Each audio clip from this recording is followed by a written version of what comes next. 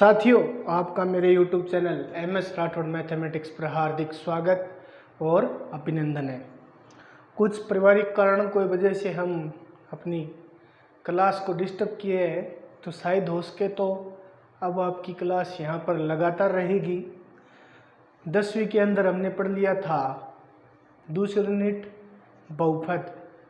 अब हम पढ़ेंगे दो चर वाले रैखिक समीकरण, जो तीसरी यूनिट है RBSc के अंदर। समझ रहे हो? NCERT के अंदर जो फिलहाल अब 10वीं के एग्जाम देंगे बच्चे, उनके लिए चौथी यूनिट है दो चर वाले रैखिक समीकरण।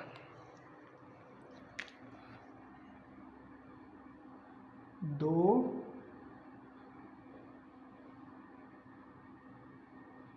चर वाले रैखिक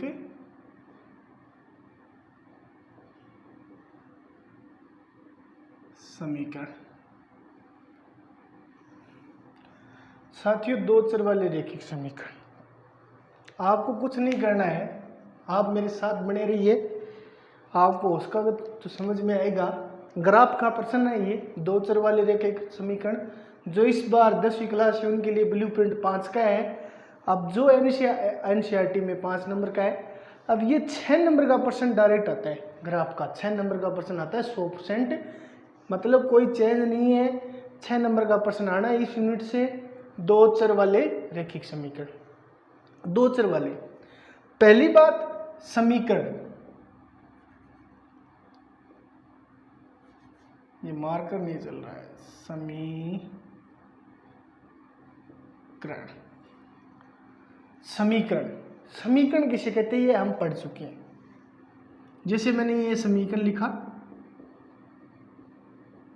इक्वल टू 0, ये क्या है? एक द्विघात समीकरण है। क्या है ये? एक द्विघात समीकरण है, द्विघात समीकरण है। ये कह रहा है अगला, दो चर वाले, कितने चर वाले? दो चर वाले। कितने चर होने चाहिए? दो चर। यहाँ कितने चर है? x, केवल कितना चर है? x। यहाँ भी x, यहाँ कुछ नहीं है, तो चर कितना है? एक ही है, एक ही है। अब इसे दो चर वाले रैखिक समीकरण बनाना है। जैसे 2x + 3y = 0। आ रही है बात समझ में? 2x + 3y = 0। ये x और y, x एक चर है, y एक चर है, तो कितने चर हो गए? दो चर। इसको क्या कहेंगे?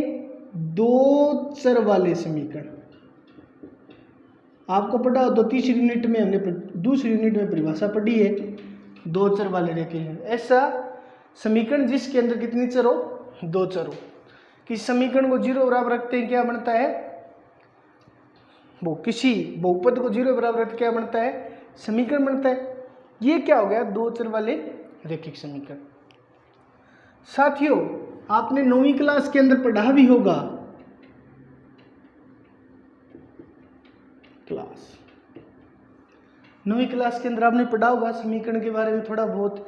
दो चर वाले रैखिक समीकरण थे, परंतु RBSc क्या क्या कोरोना काल की वजह से सिलेबस थोड़ा हटा दिया गया था, तो इसके अंदर आपने नहीं पढ़ा। अब आप पूरे तरीके से पढ़े। ये 6 नंबर का आएगा, दो चर वाले रैखिक समीकरण। समीकरण हो गया दो चर वाले। दो चर वाले रैखिक समीकरण किसे कहते हैं? जिसके अंदर क्या हो? दो चर हो। इसे सिंपल भाषा से समझो, पूरी तरीके से समझो, सिंपल भाषा से। जैसे मैंने आपको पहले भी बताया था, ax + b = 0। यहां क्या होगा? x की वैल्यू एक ही निकलेगी। क्या निकलेगी? x का मान होगा वो क्या होगा? एक होगा। वो गणित वाला एक नहीं, मतलब x की वैल्यू क्या होगी? एक। इससे और यहाँ 2 हो जाएगा, तो x की वैल्यू क्या हो जाएगी? 2 हो जाएगा। अरे बस 3 हो जाएगी। कितनी हो जाएगी? 3 हो जाएगा। ये तो बात आपकी पढ़ी हुई है। अब यहाँ क्या होता है? x का मान आपने पढ़ा है बहुपद के अंदर, x के मान कितने होंगे? मतलब x कितने मान देता है। जैसे ग्राफ विधि से पढ़ा था ना आपने कि जहां x ये कितनी बार कटा, एक बार, तो समीकरण का x की वैल्यू क्या होगी, वो x का मान क्या होगा जिससे वो समीकरण क्या हो, संतुष्ट क्या होगा, x के शून्यांक कितने होंगे। पर समझ में आ रही है ना, x का शून्यांक कितना होगा, यहाँ पर एक बार कटा हुआ है तो क्या होगा, एक ही होगा, x पर कटता है जितने होगा एक। मैंने बताई हुई है ये बात अच्छी तरीके से आपको। अब दो बार x कटे, जैसे एक यहां कट गया, एक यहां कट गया, तो x के मान कितने होंगे, 2 होंगे। बात समझ में, x के मान क्या होंगे, x के मान 2 होंगे। आ रही है बात समझ में आपको, x के मान कितने होंगे, 2 होंगे, कोई दिक्कत थोड़ी है। इसी प्रकार अब यहाँ x क्या है, एक चर है, क्या है, एक चर है, यहाँ सिर्फ एक चर है। यहाँ जो a b है ना वो वास्तविक संख्या है, क्या है, वास्तविक संख्या है, संख्या। एक चर के लिए सिर्फ ग्राफ में एक ही रेखा बनती है, मतलब एक चर के लिए ग्राफ में कितनी रेखा बनती है, एक ही रेखा। अगर इसे ऐसे चेंज कर दिया जाए, ax प्लस by, यहां कितने चर हो गए, x और y 2 चर हो गए। अगर आप इसका ग्राफीय विधि से निर्माण करोगे कि ज्यामिति से, हमने पढ़ा था ज्यामिति से समीकरण का हल पढ़ा था ना, तो इसी प्रकार से यहाँ x और y कितने चर हो गए, 2 चर हो गए। तो यहाँ क्या हो गया, x अपनी अलग एक रेखा बनाएगा, y अपनी अलग एक रेखा बनाएगा, मतलब यहाँ कितनी रेखा प्राप्त होगी, 2 रेखा प्राप्त होगी। समझ में आई क्या, वो आगे की बात है, कैसे पढ़ते हैं उन 2 रेखाओं को, समझ में आ रही है कि x और y क्या होगा, 2 रेखा में प्राप्त होगा। बात समझ में आ रही है।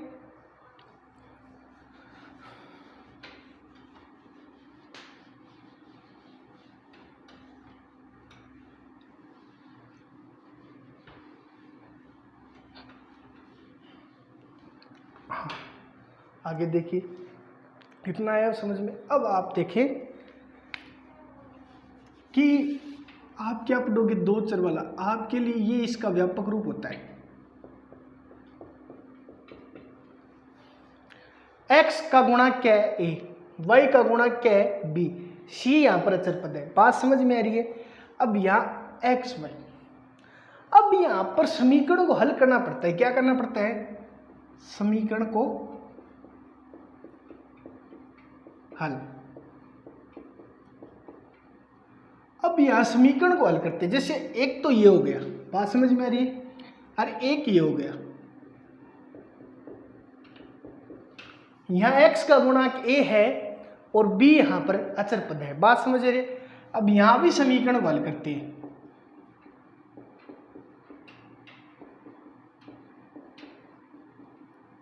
समझ में। अब हल कैसे करते हैं, यहां तो क्या होता है कि x की जगह वो मान रख दो कि 0 आ जाए, मतलब x का मान 0 है, मतलब x की जगह वो मान रख दो कि पूरा समीकरण संतुष्ट हो जाए, मतलब ये 0 है तो ये भी क्या आ जाए, पूरा 0 आ जाए, ऐसा मान रखना पड़ता है। अब यहाँ क्या होता है, यहाँ तो मतलब x क्या होता है, इक्वल टू 1 आता है, मतलब 1 की होता है। समझ में आई क्या बात। जैसे इसे हल करेंगे, ये इधर जाएगा माइनस b हो जाएगा, ये इधर जाएगा माइनस b बटा a। समझ में आई, ये क्या है, माइनस b बटा a। समझ में आई।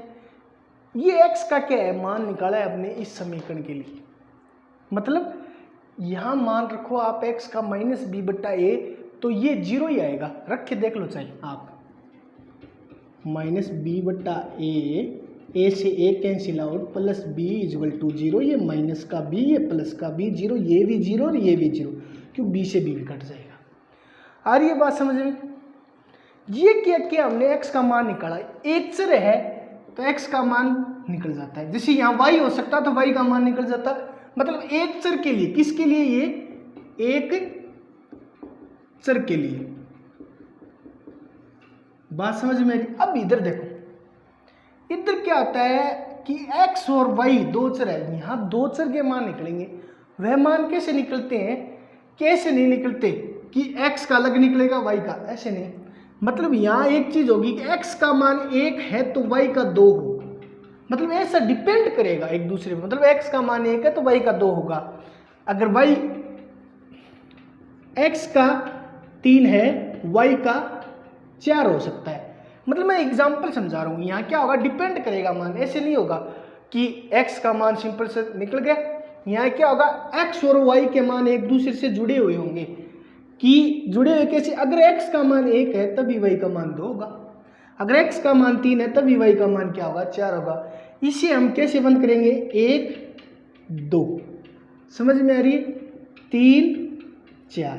मतलब पहले क्या होता है, x का मान रखते हैं, ये x का, ये y का, ये x का, ये y का। मतलब x का मान 1 है, y का 2 है, x का 3 है, y का 4 है। आपने पिछली बार निर्देशांक ज्यामिति के अंदर ये तो पढ़ा होगा, नहीं पढ़ा है तो मैं थोड़ा सा बता देता हूँ। x का 1 y का 1, मतलब इसे बोलते हैं क्रमित युग्म। क्या बोलते हैं, क्रमित युग्म। क्रमित युग्म में सबसे पहले x का निर्देशांक बाद में y का निर्देशांक रखा जाता है। क्या रखा जाता है, सर्वप्रथम x का निर्देशांक बाद में y का निर्देशांक रखा जाता है। चलो ये आपको थोड़ा ग्राफ के बारे में और बता देता हूँ, आपने अभी नहीं पढ़ा है तो कभी।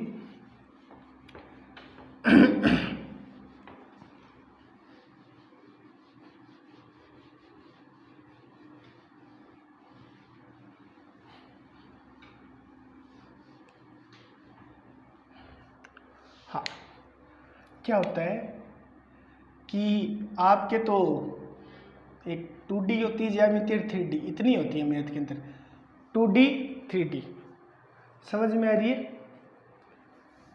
अब 2D का मतलब दो दूरियां, ये होगी एक्स एक्स, ये एक्स एक्स, और ये एक्स डैश, ये वाई, ये वाई डैश। डिस्टेंस भी बोल सकते हैं, दिशा, इस डी का मतलब डिस्टेंस भी बोल सकते हैं, और एक इंग्लिश में बोलते हैं दिशा को, याद नहीं मेरे को, वो डी के मतलब दिशा, इंग्लिश में डी से शुरुआत होती है, मतलब 2 दिशा में दूरी। 3D का मतलब होता है 3 दिशा में दूरी, समझ में आ रही है।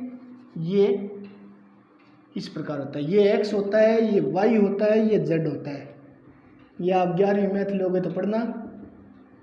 ये हो गया x डैश, ये y डैश, ये z डैश। बात समझ में आ रही है? इसके अंदर तल होते हैं एक, चलो इसके अंदर ये एक्स एक्स, ये वाई एक्स, इसके अंदर 1 2 3 4, समझ में आ रही है। जहाँ एक्स एक्स और वाई एक्स प्रतिच्छेद करते हैं उसे मूल बिंदु कहते हैं। मूल बिंदु का निर्देशांक हमेशा 0 0 होता है। मूल बिंदु कैसे, कि मैं यहाँ खड़ा हूँ, मेरे लिए मूल बिंदु ये है 0 0। जब मैं चलूँगा 1 कदम 2 कदम, तब मेरे निर्देशांक काउंटिंग में आएंगे, मतलब मैं इतनी दूरी चल के आया हूँ, समझ में। मैं इस दिशा पे चलाऊँ एक्स एक्स की तरफ या वाई एक्स की तरफ। ये आकाश से मतलब है, ये आपके सिलेबस में है नहीं, ये निर्देशांक ज्यामिति आपकी यूनिट भी है, first second third fourth. X x और वाई एक्स हमेशा प्लस का निर्देशांक को दर्शाते हैं, और एक्स डैश और वाई डैश हमेशा माइनस के निर्देशांक को दर्शाते हैं, समझ में आ रही है। ये तो मैं नॉर्मल बता रहा हूँ, निर्देशांक ज्यामिति में और ज़्यादा पढ़ेंगे इसके बारे में कि एक्स एक्स और y x, x dash y dash किसे प्लस का, ये माइनस। निर्देशांक ज्यामिति में आपको पूरा बताऊंगा। जहाँ एक्स एक्स और वाई एक्स प्रतिच्छेद करते हैं वो मूल बिंदु होता है। ये एक्स प्लस बताया आपने, ये भी प्लस बताया आपने, ये माइनस बताया आपने, ये माइनस वाई डैश हो गया ना, ये एक्स डैश हो गया। अब क्या होता है कि सर्वप्रथम दूरी काउंटिंग में आती है ना, कि दूरी कैसे नापेंगे, कि सर्वप्रथम एक्स एक्स की दूरी नाप लिखी जाती है। सर्वप्रथम किसकी दूरी लिखी जाती है, प्रथम एक्स एक्स की दूरी, बाद में वाई एक्स की दूरी। समझ में आ रही है क्या आपको? मतलब सर्वप्रथम एक्स एक्स की दूरी, बाद में आती है वाई एक्स की दूरी। सर्वप्रथम एक्स एक्स की, बाद में वाई एक्स की दूरी आती है। कि सर्वप्रथम एक्स की लिखी जाए, बाद में वाई एक्स की, मतलब ये एक्स ये वाई मैंने क्रमित युग्म में बंद कर दिया। इसे बोलते हैं क्रमित युग्म, कि किसी भी निर्देशांक ज्यामिति के निर्देशांक हमेशा क्रमित युग्म में लिखे जाते हैं। मतलब सर्वप्रथम एक्स फिर वाई, मतलब सर्वप्रथम दूरी एक्स एक्स की फिर वाई एक्स की आती है। तो यहाँ एक्स एक्स कितना है, प्लस, और यहाँ y कितना है प्लस, यहाँ x माइनस और ये yx प्लस, यहाँ x माइनस और यहाँ भी माइनस। समझ में आ रही? यहाँ x प्लस, यहाँ yx माइनस। समझ में आ रही? ये होता है first, second, fourth, third, fourth. इस तरह डिवाइड करते हैं। माइनस प्लस, प्लस होता है फर्स्ट में, सेकंड में माइनस प्लस होता है, थर्ड में माइनस माइनस होता है, फोर्थ में प्लस माइनस। ये आपने नौवीं क्लास के अंदर पढ़ा होगा, अगर नहीं पढ़ा तो मैं दोबारा बता दिया। समझ? ये आता है इस प्रकार से। मतलब ये आपको सर्वप्रथम समझनी चीज है कि x की दूरी पहले, फिर बाद में y। मतलब आपको कह दें 2 3 है तो ये x का उत्तर हो गया 2 और y का हो गया 3। बात समझ में आ रही है? x का उत्तर हो गया 2, y का हो गया 3। जैसे 4 5 है, x का उत्तर हो गया 4, y का हो गया 5।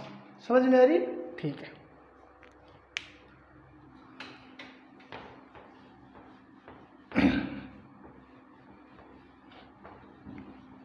ये हो गई नॉर्मल जानकारी। और रियल टाइम यूनिट तो अब स्टार्ट करते हैं। मैंने आपको बताने की कोशिश की है, पूरी समझाने की। अगर नहीं समझ आया तो कोई दिक्कत नहीं है आपने, हम शॉर्टकट्स भी बढ़ सकते हैं इसे। शॉर्टकट तरीके से कैसे? देखो, आपने लिखा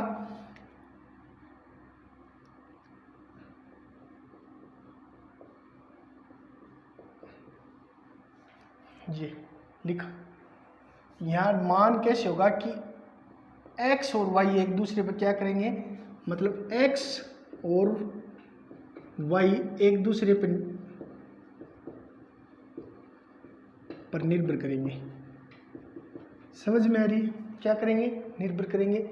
मैंने बताया पहले, अगर x का मान 1 होगा तो y का क्या होगा 2 होगा। समझ में आई? अगर x का मान 3 है तो y का मान लो 5 होगा। मतलब x का 1 तब है तो y का मान कितना हो जाएगा 2 होगा। मतलब x का 1 है तभी y का मान 2 होगा। अगर x का मान 3 है तभी y का मान क्या होगा 5 होगा। ये क्या है? दो चर वाले रेखा की थोड़ी डेफिनेशन है। अब देखो, आप ये भी चीज पढ़ चुके। यहां क्या होता था, x है एक, x ये x है। अब मैं इसे ऐसे डिवाइड कर देता हूँ। पता है x का शून्य कितने होंगे? 1 होंगे। समझ में आ रही है? ये तो कोई दिक्कत वाली बात नहीं है। ये आप बहुपद के अंदर भी पढ़ चुके हैं। नहीं है तो आप बहुपद पढ़ गया ये पहले। यहाँ क्या होगा 1, मतलब ये भी एक रेखा प्राप्त हुई है। अरे इस पूरी से भी क्या होगी, एक रेखा प्राप्त होगी। रेखा कैसे प्राप्त होगी कि वो y और x के निर्देशांकों को आपस में मिलाएगी। मतलब x और y के निर्देशांक मिलेंगे, वहां पर क्या होगा, एक रेखा प्राप्त हो जाएगी इस प्रकार से।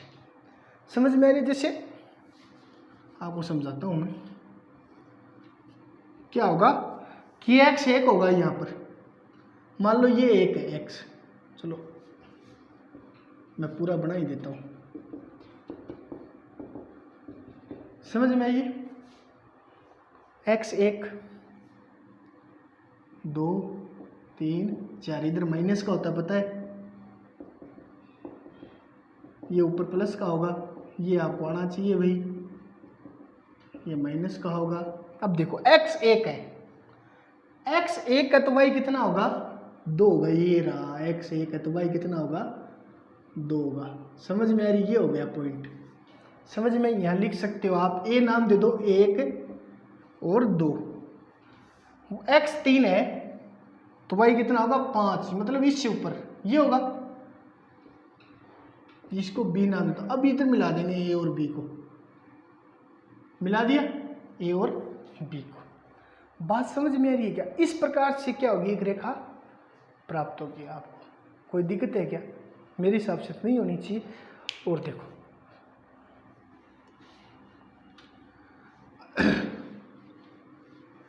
दो चर वाले रैखिक समीकरण। अब इस परिभाषा, दो चर वाले रैखिक समीकरण होते हैं, जैसे पता चल गया जिसके अंदर दो चर होंगे। अब क्या होगा, दो चर वाले दो रैखिक समीकरण होंगे। दो चर वाले दो रैखिक समीकरण होंगे। क्या होंगे? दो चर वाले दो रैखिक समीकरण होंगे। अब यहां से देखो, आप यहां से समझना, दो चर वाले रैखिक समीकरण जैसे ax plus b y plus c equal to 0। ये 1, ये भी 1 और ये भी 1। ये क्या हो गया? दो चर वाला रैखिक समीकरण पहला समीकरण है। दूसरा a2x plus b2y plus c2 0। ये इक्वेशन नंबर 1, ये इक्वेशन नंबर 2। समझे? ये दो चर वाले हो गए, परंतु दूसरा रैखिक समीकरण है। इस यूनिट का नाम क्या है? दो चर वाले दो रैखिक समीकरण है। समझे? इतनी देर क्या पढ़ा? दो चर वाला एक रैखिक समीकरण पढ़ा।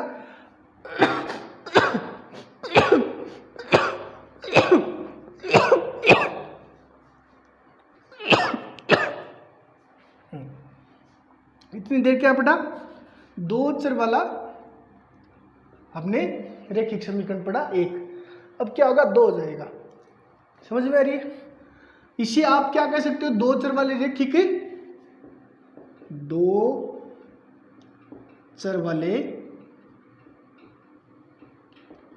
रैखिक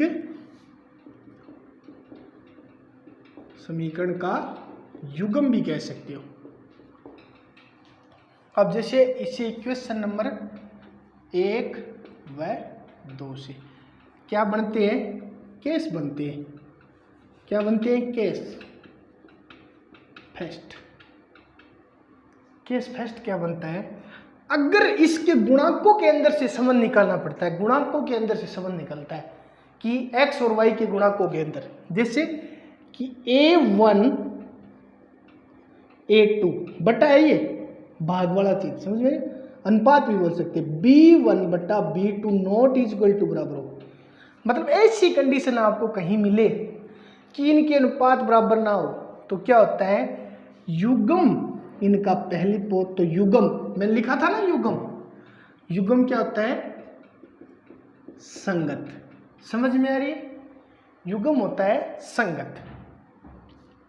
और इनका हल क्या हो? युग्म संगत, हल अद्वितीय। द्वितीय। समझ में आ रही है? हल अद्वितीय, युग्म संगत, हल अद्वितीय। और रेखा प्रतिच्छेद करती है। रेखा प्रतिच्छेद करती है। युग्म संगत हल अद्वितीय होता है, रेखा क्या करती है? प्रतिच्छेद करती है। बात समझ में आ रही है? युग्म संगत हल अद्वितीय। यहां देखो, अद्वितीय, द्वितीय मतलब इसका मतलब अद्वितीय, मतलब इस प्रकार का कोई भी हल ना हो, मतलब अद्वितीय केवल ही केवल क्या हो? एक ही हो। मतलब केवल ही केवल क्या हो? एक ही। मतलब अद्वितीय केवल ही केवल क्या हो? एक ही। उस प्रकार का कोई वस्तु बनी ही ना हो, मतलब अद्वितीय। समझ में क्या? उस प्रकार की वस्तु बनी ही ना हो, मतलब इसका क्या होगा? केवल ही क्या हो? एक हल। मतलब इस टाइप का कोई भी आपको मिले तो उसका हल क्या होगा? एक ही होगा। क्या होगा? हल क्या होगा? एक होगा। समझ में आ रही है बात? मतलब उसका हल क्या होगा? मतलब इस प्रकार से 4 और 5, मतलब x का मान 4 है तो y का मान क्या रहेगा? 5 रहेगा। इस प्रकार से उसका हल क्या रहेगा? 1 रहेगा। बात समझ में आ रही है? ठीक है। केस सेकंड इस प्रकार से a1 a2 b1 b2 equal to note c1 c2, इस प्रकार से युग्म हो जाएगा असंगत। युग्म असंगत, कोई हल विद्यमान। इसका मतलब उत्तर ही नहीं निकलेगा, मतलब x और y का मान नहीं निकलेगा फिक्स। x और y का मान आप नहीं निकाल सकते इसका। समझ में आई ना? x और y का मान नहीं, जैसे x का मान 4 है, y का 5, ये केवल इसके अंदर ही निकलेगा। समझ में आ रही है क्या? कि x का मान 4 और y का 5, अद्वितीय असंगत, कोई हल विद्यमान नहीं, कोई हल विद्यमान नहीं। और रेखा समांतर होगी। ठीक है। युग्म असंगत, कोई हल विद्यमान। इसका ऐसे नहीं, x जैसे 4 और 5 यहाँ आ गया, इसका x का 4 y का 5। यहाँ ऐसे मान नहीं आएगा x का ये और y का ये फिक्स, समझ में नहीं, मतलब उत्तर ही नहीं निकलेगा, x और y का मान ही नहीं निकाल सकते आप। केस थर्ड, ये 3 केस होते हैं, A1 A2 B1 B2 equal to C1 C2, युग्म संगत अनंत हल विद्यमान होंगे, अनंत हल।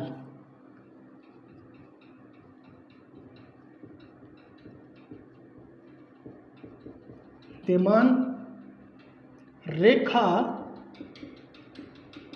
संपाती होगी, रेखा क्या होगी, संपाती होगी, अनंत हल विद्यमान। जैसे यहां केस फर्स्ट में एक ही हल निकलेगा ना x और y का, इस प्रकार क्या होगा इस केस थर्ड में अनंत हल में, जैसे 3 और 4 मतलब 6, मतलब x का 3 और y का 6, बात समझ में आ रही है, x का 3 और y का 6। यहाँ क्या होगा कि x का 3 y का 6, अब मतलब अनंत हल, जैसे एक हो गया नहीं x और y, ये हो गया x y, यहाँ इस प्रकार भी एक मान और आ सकता है, और भी आ सकता है, और भी मतलब ऐसे मतलब अनंत हल होंगे, x और y के अनंत मान निकलेंगे, बात समझ में आ रही है ना, ठीक है। ये 3 प्रकार के केस होते हैं, case first, case third, second, third, और बनते किससे, इससे बनते हैं, बात समझ में आ रही है। अब इसके अंदर क्या होता है, ये जो रेखा प्रतिच्छेद करती है ना, ये 6 नंबर का बोर्ड में यही आता है, और ये आपके दोनों नहीं आते, दे रखा है किताब में परंतु आएंगे नहीं, यही आएगा 6 नंबर का 100%। पिछली बार क्या था एनसीईआरटी के अंदर,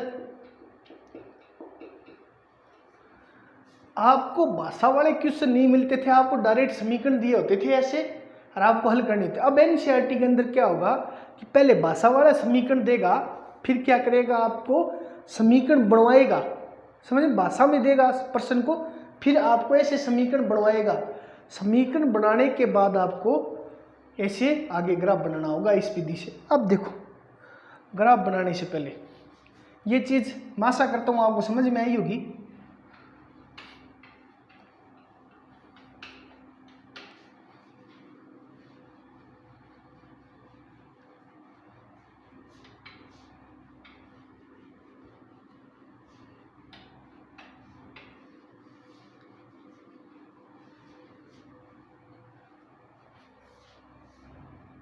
देखिए आपने पढ़ा, पहला केस के अंदर पढ़ा रेखा प्रतिच्छेद, ये भी ज्ञान होना जरूरी है, रेखा प्रतिच्छेद। जैसे ये ग्राफ होगा आपके अंदर, हो गया, जिससे थोड़ा और ऊपर बढ़ाना पड़ेगा इसको, नहीं तीनों नहीं आएंगे, क्या कई दिनों से हो गया।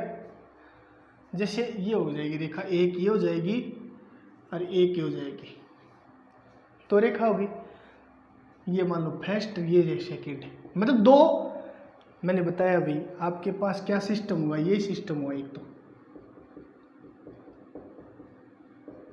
एक ये इस प्रकार से होगा, एक ऐसे लिखना भी पड़ेगा आपको, 1 और 2।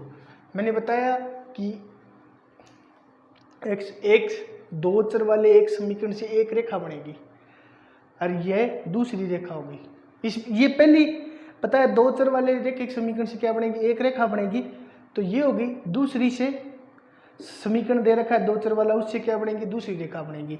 अब दोनों रेखा क्या कर रही है, इस बिंदु पर प्रतिच्छेद कर रही है, ये कर रही है ना, इस बिंदु पर प्रतिच्छेद दिख रहा होगा आपको स्पष्ट है, इस बिंदु पर प्रतिच्छेद कर रही है, तो ये क्या होगा, इसका अद्वितीय हल होगा, क्या होगा, ये बिंदु क्या होगा, अद्वितीय हल, क्या होगा, अद्वितीय हल। यहाँ जहाँ x और y के मान को नोट कर लेंगे, यहाँ x और y के मान को नोट कर लेंगे, वो क्या होगा, अद्वितीय हल, मतलब इन दोनों का उत्तर क्या होगा, x y, यहाँ जो नोट करेंगे वो होगा, मतलब इसके अंदर हम x और y का मान रखेंगे ना, ग्राफ के अंदर कट के आएगा वो बिंदु, कटांग बिंदु बोलते हैं इसे, x y का जो मान, जैसे 1 2 आ गया, इसके अंदर 1 2 रखेंगे ना पहले और दूसरे में, x का मान 1 और y का मान 2 रखेंगे, तो दोनों समीकरण क्या हो जाएंगे, संतुष्ट होंगे, तब ये आपका क्या है, ये प्रतिच्छेद रेखा से बना हुआ ग्राफ एकदम सही निकलेगा। बात समझ में आ रही है? मैंने पहले बताया कि इस एक दो चर वाले रेखे के समीकरण से एक रेखा और दूसरे से दूसरी रेखा, दोनों रेखा प्रतिच्छेद कर रही है। इसको क्या कहते हैं? प्रतिच्छेद रेखा। ये कटांग बिंदु है जो कटा हुआ है, इससे क्या करते हैं? x और y का मान मान लो, ये x और y का मान नोट कर लेते हैं, वो कहलाता है अद्वितीय हल इसका। समझ में आ रही? अब दूसरी रेखा आपने पढ़ी समांतर रेखा। समांतर रेखा, समांतर रेखा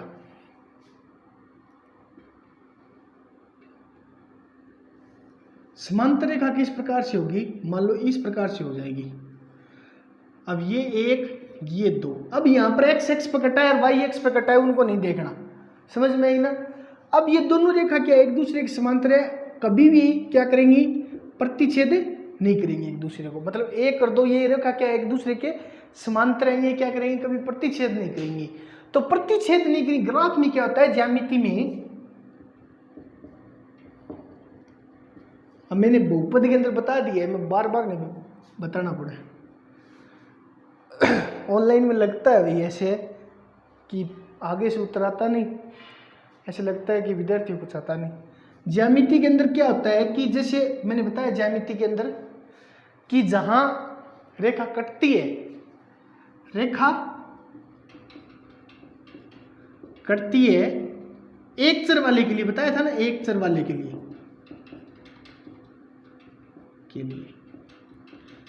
जहां रेखा कटती है, रेखा कटती है उतने क्या होते हैं?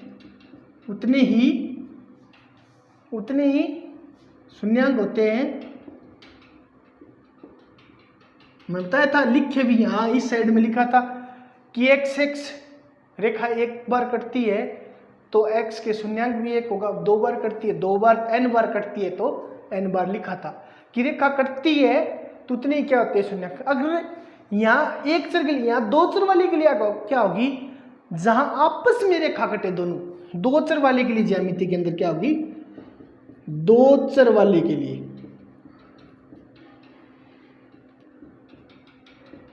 शून्यांक याद करना हो तो क्या होगा? आपस में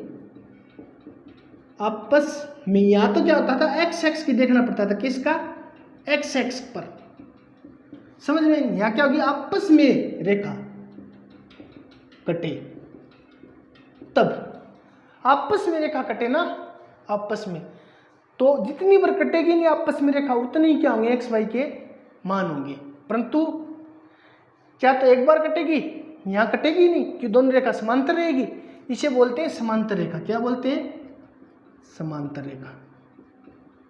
वही बात, ये पहला इसके लिए, दूसरा इसके लिए। तीसरा क्या था? संपाती रेखा।